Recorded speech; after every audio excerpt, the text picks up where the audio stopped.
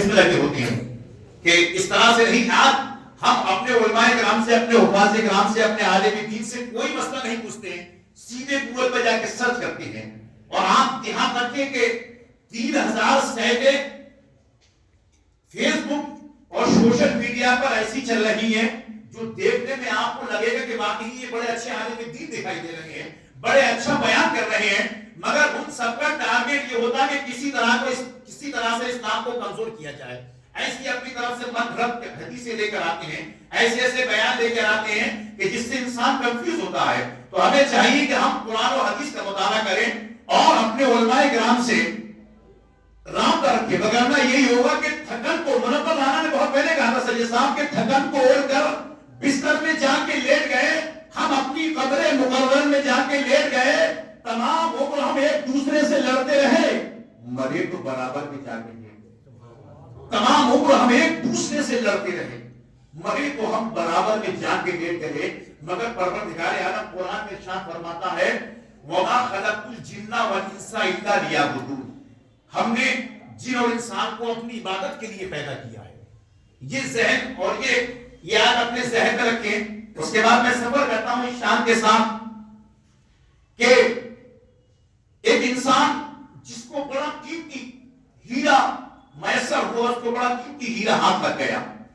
اب ایسا قیمتی ہیرا ہاتھ لگا کہ اس نے صرافی بازار میں گیا, اور بازار میں جانے کے بعد یہ ذہن میں رکھے وَمَا خَلَقْتُ الْجِنَّ وَالْإِنسَ إِلَّا لِيَعْبُدُونِ, پروردگار عالم نے ہمیں اپنی عبادت کے لیے پیدا کیا ہے. ہم اس کا رزق کھا رہے ہیں, کاروبار کریں, اچھے سے اچھا کمائیں, حلال کھائیں, اپنے بچوں کو اچھا سے اچھا پڑھائیں, مگر ٹارگیٹ یہ ہونا چاہیے کہ ہمارا مقصد, ہمارا مشن کیا ہے. ہمیں اللہ تبارک و تعالیٰ نے عبادت کے لیے پیدا کیا ہے, یہ ذہن میں رکھنا چاہیے. بغیر پتہ چلا کہ ہم کھائیں, بلڈنگ بنائی اور دھن دولت اکٹھا کیا, اس کے بعد چلے گئے, مرے تو ایک, مگر عمر بھر زندگی بھر ہم ایک دوسرے سے لڑتے رہے, مرے تو برابر میں جا کے لیٹ گئے. ایسا نہیں. اب اس انسان کے ہاتھ ایک قیمتی ہیرا لگا, اب وہ صرافی بازار میں جاتا ہے اور اس ہیرے کو دکھاتا ہے کہ یہ دیکھیے مجھے ایک ہیرا ملا ہے, اس کی قیمت کیا ہے. اب چھوٹے چھوٹے دکانداروں نے اس کو دیکھا, اس کی چکاچوند کو دیکھا تو حیران و پریشان ہو گئے. انہوں نے کہا کہ صرافی بازار میں سب سے بڑی جو دکان ہے اس پر چلے جائیے, اس کی قیمت وہی دے سکتا ہے, اس کے علاوہ اس کی قیمت کوئی نہیں دے سکتا. اب وہ انسان اس صرافی بازار کی بہت بڑی دکان پر, بہت بڑی شاپ پر جاتا ہے اور کہتا ہے کہ یہ مجھے ایک ہیرا ملا ہے, اس کی قیمت بتائیے. اب شہر میں ہم جب سونا وغیرہ خریدتے ہیں تو شہر کی جب سے ٹاپ کی دکان ہوتی ہے اس پر جاتے ہیں تاکہ مال اچھا ملے. اب وہ انسان ہیرے کو جا کر اس کو دکھاتا ہے تو جیسے ہی ہیرے کو اس نے پرکھا اور دیکھا تو حیران و پریشان ہو گیا. اس نے کہا کہ میں تمہارے ہاتھ جوڑ رہا ہوں, میں اگر پوری دکان بھی آپ کے نام کر دوں اور اس صرافی بازار کے اندر جتنی دکانیں ہیں اگر وہ تمام سونا اور چاندی اکٹھا کر کے آپ کو دے دیں تب بھی اس کی قیمت ادا نہیں ہو سکتی. اب اس نے کہا کہ کیا کیا جائے, تو کسی کو مشورہ دیا کہ بادشاہ سلامت کے پاس چلے جاؤ. یہ ذہن میں رکھے وَمَا خَلَقْتُ الْجِنَّ وَالْإِنسَ إِلَّا لِيَعْبُدُونِ. اب وہ انسان بادشاہ سلامت کے پاس پہنچا اور پہنچنے کے بعد اس نے ہیرے کو دکھایا تو بادشاہ نے اپنے وزیروں سے کہا اس ہیرے کو چیک کیا جائے, پرکھا جائے. اب بادشاہ کے جو وزیر ہوتے تھے وہ کام ان کا یہی ہوتا تھا, جب ہیرے کو انہوں نے اپنی کسوٹی پر پرکھا, انہوں نے کہا کہ بادشاہ سلامت یہ ہیرا ایک ایسا ہیرا ہے کہ اگر آپ اپنی پوری سلطنت دے دیں تب بھی اس کی قیمت ادا نہیں ہو سکتی. اب بادشاہ نے کہا کچھ بھی ہو جائے مگر یہ ہیرا مجھے لے کے ہی رہنا ہے, اس کا کوئی توڑ نکالو. اب اس نے اپنے سب سے پاورفل وزیر کو بلایا اور اس نے کہا کہ یہ تمہاری ذمہ داری بنتی ہے کہ اس ہیرے کو کسی طرح سے دینا ہے. اب اس نے کہا کہ بادشاہ مجھے 2-4 گھنٹے کا ٹائم دیجیے. اب اس نے بڑا غور و فکر کرا اور اس کے بعد غور و فکر کرنے کے بعد اس نے اس کو بلایا اور کہا کہ دیکھو ہم اس کی قیمت کو ادا نہیں کر سکتے مگر ہم اتنا کر سکتے ہیں کہ تم صبح کو آ جاؤ, یعنی سورج جیسی نکلے فوراً آ جاؤ اور آنے کے بعد جتنا تم سے بھر ملے سونا چاندی ہیرے جواہرات اتنا بھر لینا اور لے جانا, یہی اس کی قیمت ادا کر سکتے ہیں.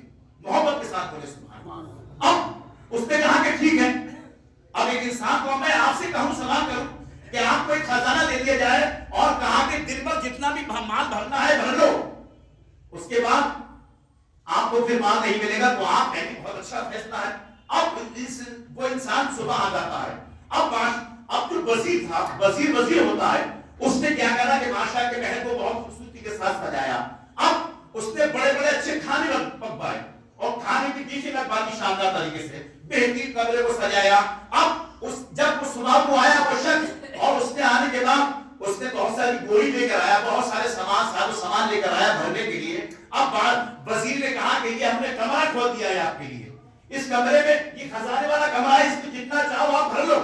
अब वो इंसान जैसे ही कमरे में दाखिल होता है तो देखता है कि खाने की क्या शानदार खुशबू आ रही है, कभी जिंदगी में उसने ऐसे खाने नहीं खाए थे। अब वो अपना टारगेट छोड़कर खाना खाने में लग जाता है। उसके बाद थोड़ा सा आगे बढ़ता है तो शानदार पर्दे लगे हुए पर्दों को देखता है, और आगे बढ़ता है। आगे बढ़ने के बाद बादशाह के इस महल को देखता है, बादशाह के उस महल को देखता है, आगे बढ़ता चला जाता है। अब बादशाह सलामत के आखिरी कमरे में पहुंचता है, जो बादशाह सलामत का मेन कमरा था। क्या शानदार खुशबू आ रही थी, बेहतरीन गद्दे लगे हुए थे। जैसे ही बैठा क्या खुशबू फैल रही थी।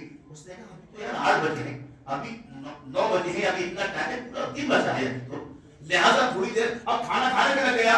थोड़ा टहला, खाने को हजम किया, पर्दे को देखा, कभी लाइट को देख रहा है, कभी झूमर को देख रहा है। बहरहाल उसने पूरा दिन इसी में निकाल दिया। अब उसने कहा कि थोड़ा सा मैं थक गया हूं, लिहाजा थोड़ा सा मैं आराम कर लेता हूं। अब बादशाह सलामत के गद्दे पर बैठा, उसके बाद थोड़ी सी पीठ सीधी करी और लेटा, तो सो के रह गया। इतना सोया कि सूरज जब डूब गया, सोता रहा।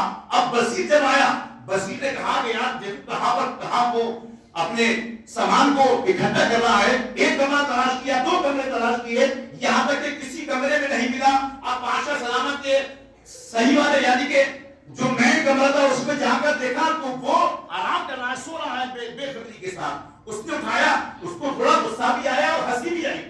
उसने क्या बेवकूफ इंसान है, उसने उसको उठाया ऐसे करके। उसने कहा कि अरे भाई क्या हुआ, एकदम हड़बड़ा के उठा, बोरी लेकर भागा खजाने की तरफ। उसने कहा नहीं, अब तुम एक सिक्का भी नहीं ले सकते, तुम्हें पूरा दिन दिया था इकट्ठा करने के लिए, तुम कुछ भी नहीं कर पाए, लिहाजा सीधे सारी इज्जत के साथ निकल जाओ, वरना तुम्हें धक्के मार कर निकालना पड़ेगा। उन्होंने कहा कि अरे मैंने तो कुछ भी घंटा नहीं किया है। उन्होंने कहा नहीं, तुम्हारा टाइम खत्म हो गया।